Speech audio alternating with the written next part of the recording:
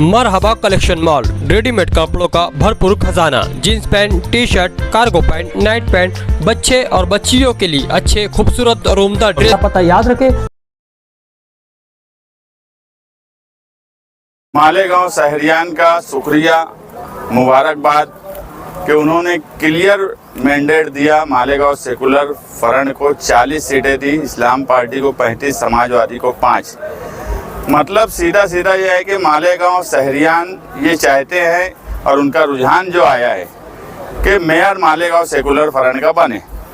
अब मालेगांव शहर की दूसरी पार्टियां जो भी मालेगांव सेंट्रल में हैं, उनके लिए वो क्या करेंगे ये फैसला उनको करना है। Mandate clear Malegaon secular front किया है और इसकी अहम वजह जो है जन्म दाखला SIT की जो इंक्वायरी साल भर से चल रही थी और जिस मुद्दे पर हमने इलेक्शन लड़ा, लोगों ने उस मुद्दे को माना और ये बात लोगों को सच लगी कि जो हालात बने हैं, इन हालात से मुकाबला अगर कोई कर सकता है तो मालेगांव सेकुलर फ्रंट कर सकता है।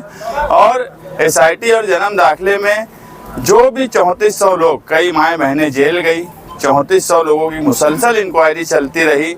इनकी दुआओं का असर है, मालेगांव सेकुलर फ्रंट चुन के आया और जो माँ बहन जेल गई है उनकी तकलीफ और उनके घर के लोगों की दुआएं मालेगांव सेकुलर फ्रंट के साथ थी।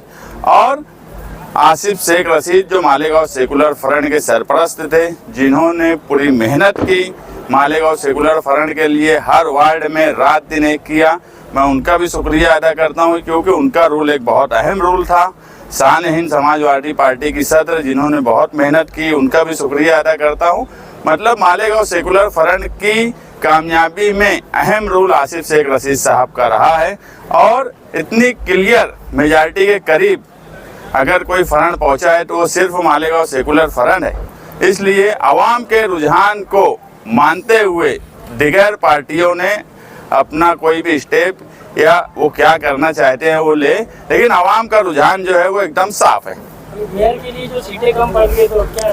मैं एक बात साफ बोला कि मालेगांव सेकुलर फ्रंट को आवाम ने साफ रुझान दिया है कि इनका मेयर बनना चाहिए।